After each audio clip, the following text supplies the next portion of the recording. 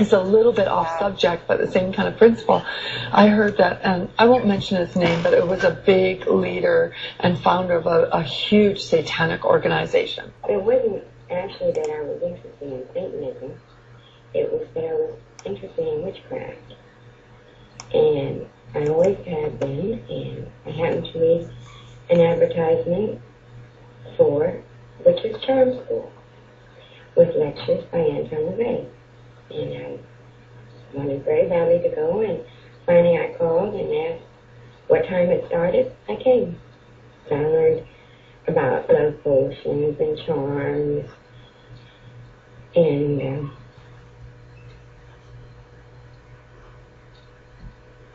it's a little bit off subject, but the same kind of principle.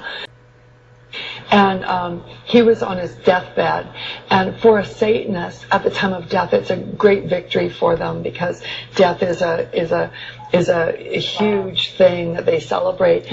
And he was getting ready to die and pass on his powers and that.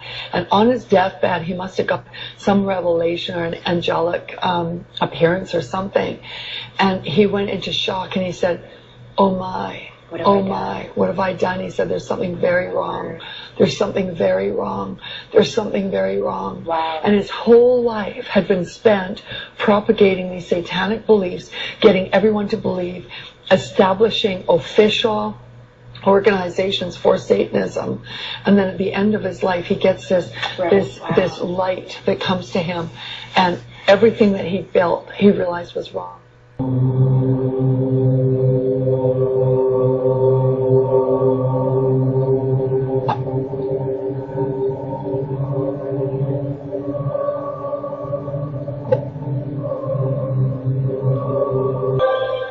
Easy to be an atheist when you have done all of that. A man can sit back and say, "I don't need God. What is God?"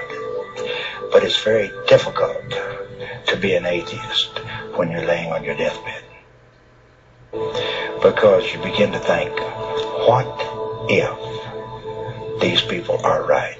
See, there's been one man by the name of Ron Short that has stood between me and the gates of hell.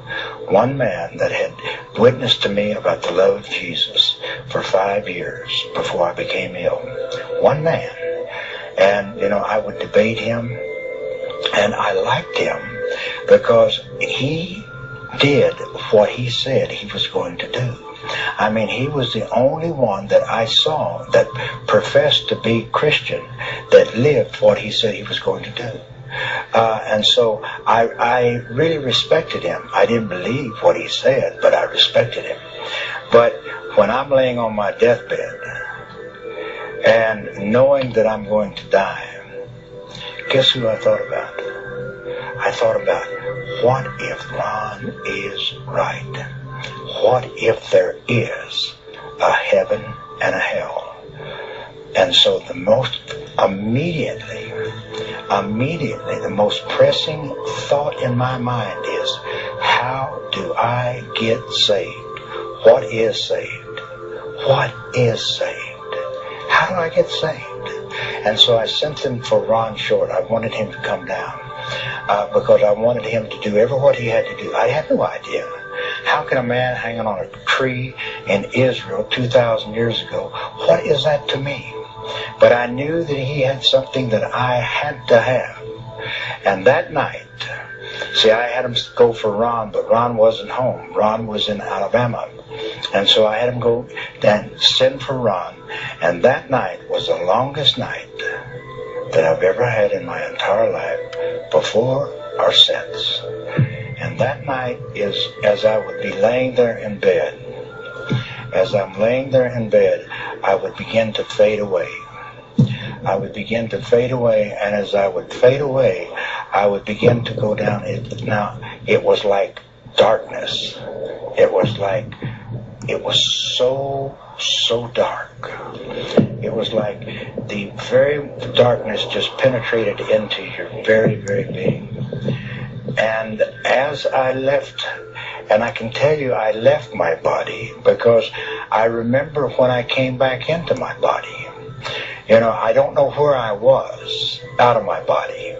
Now, there are people that talk about a light There are people that talk about floating above. There are people that talk about a feeling of warmth and love. I didn't feel any of that. I felt none of that. I felt untold terror. Untold terror. Some revelation or an angelic appearance or something. And he went into shock and he said, oh my, oh my, what have I done? He said, there's something very wrong. There's something very wrong. There's something very wrong. Because I knew that if I ever went all the way, if I slipped all the way, I would never get back. Now, in my beings of beings, I knew that. And so I fought all night long. They told me later on, I not only pulled the mattress cover off of the mattress, I pulled the mattress up on me because I had to stay. I had to wait. I had to wait till Ron got there. Whatever he had to do, I had to wait. But I would, again, and then I would leave, and I would be going down like a deep, deep, dark terror. Now, my skin began to get cold. Now, it's not like cold when you walk out into the air. It's like bone chilling cold in my lower extremities. And you can feel the coldness begin to come up the legs. And again, I would begin to leave. Now, and I would be in that darkness, and I'd be in that void. And I remember one time entering back in my body, because when I entered my body, it was like, just like that. I felt my body thud. My physical body thud when I entered back in. Now, believe me, that is the most horrifying, terrifying experience that I've ever encountered. And I thought all night long, and the next morning, somewhere 9:30, 10 o'clock, in came Ron.